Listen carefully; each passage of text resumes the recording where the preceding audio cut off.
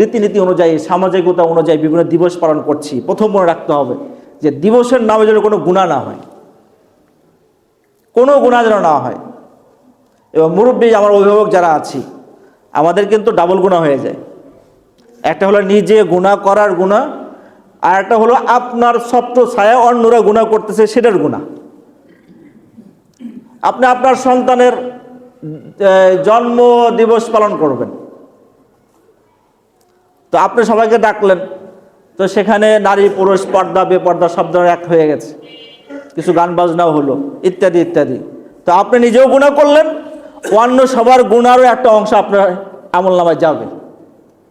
এই জন্য অভিভাবকদের খেয়াল রাখতে হবে যে আপনি কিন্তু ডাবল গুনাহ কামাই করতেছেন, এই ব্যাপারে সাবধান হতে হবে।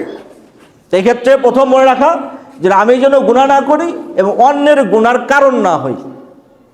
দ্বিতীয় নাম্বার, আমরা যা করছি আমাদের আনন্দ বিনোদন যা কিছু আছে এটা যেন শরীয়তের পরিসীমার মাঝে থাকে, এর বাইরে যেন আমরা না যাই। আল্লাহ তাআলা আমাদেরকে তৌফিক দান করেন।